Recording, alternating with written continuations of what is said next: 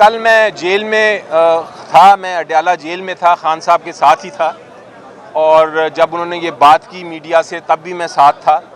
उन्होंने ये कहा था कि जो अफ़गानिस्तान के साथ हमारी इस वक्त अनअनाउंस जंग है और जो दहशतगर्दी है, इस दहशतगर्दी को हमने हर सूरत में ख़त्म करना है। और उन्होंने ये अपनी सर्विसेज दी थी, ऑफ़र की थी। उन्होंने कहा था मुझे थोड़ी देर के लिए आप रोल पे रहा करें तो मैं ये आपका मसला सॉल्व करूंगा। मेरे दिमाग में जो स्ट्रेटजी है मैं बातचीत से आपका ये हल कर दूंगा जो आप ऑपरेशन से हल करना चाहते हैं। तो वो उन्होंने एक ऑफ़र दी थी। उन्होंने ये नहीं कहा था कि मुझे रिहा इसलिए करें कि मैं अपने ज़ाती किसी मकसद के लिए जाना चाहता हूँ। वो उन्होंने पैरोल की बात की थी और पैरोल का मतलब ये है कि आपको थोड़ी देर के लिए रिहा किया जाए ताकि आप जाके कोई एक काम है उसको करके सरअंजाम कर दे के आप वापस आ सकें। तो उनका ये मकसद था और उन्होंने ये ऑफ़र है, बड़ा अच्छा ऑफ़र है। मेरी नज़र में हुकूमत को ये मानना चाहिए। हम बात करते रहेंगे, गुफ्तगू करते रहेंगे। मुझे उम्मीद है कि दोनों और जितने कैंडिडेट्स आज हैं वो अपनी मेहनत के साथ उन्होंने अपनी इलेक्शनिंग की है और मे द बेस्ट कैंडिडेट विन, जो सबसे बेहतर है वो जीते आज इंशाल्लाह। मेरी तो यही दुआ होगी।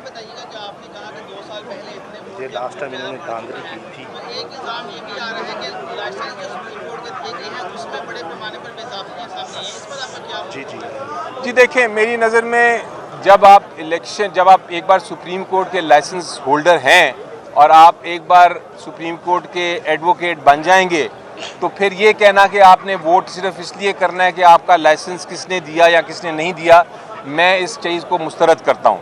मेरी नज़र में जब एक बार आप सुप्रीम कोर्ट के वकील बन जाएंगे तो आपका शऊर इतना बढ़ के है कि आप अपने वोट का इस्तेमाल अपनी जो ज़मीर है और जो आपकी अकल है उसके मुताबिक करेंगे। इसलिए मुझे कोई फ़िक्र नहीं है कि कितने लोग हुए या कितने लोग नहीं हुए। मैंने सिर्फ इसलिए कहा था कि जब मैंने इलेक्शन लड़ा तो 2500 लोग जो थे, जो हमारे वकला थे, पूरे पाकिस्तान में चूँकि स्प्रेड आउट थे, तो मुझे 4 महीने लगे थे एक एक घर में जाके, एक एक दफ्तर में जाके मिलने के। तो अब 4500 जब हो गए हैं तो और भी मुश्किल हो गया है।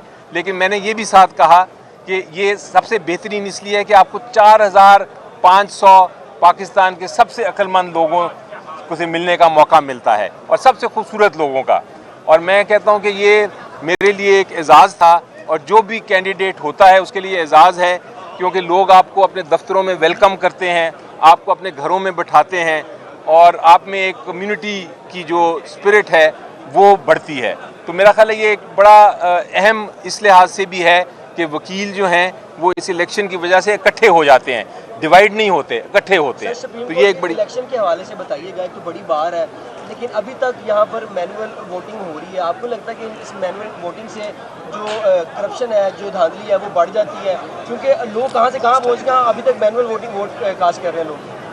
जी देखिए, बहुत बेहतर होता अगर ये इलेक्ट्रॉनिक वोटिंग होती। आपको पता है मैं तो इलेक्ट्रॉनिक वोटिंग के हक में हूँ नेशनल लेवल पे भी, और मैं चाहूँगा कि हमारे इधर भी हो। जवेद इकबाल काजी साहब, आप अपना सुप्रीम कोर्ट का कार्ड हॉल में ही भूल गए हैं, तो आपसे गुजारिश है कि आप अपना कार्ड कलेक्ट कर लीजिएगा।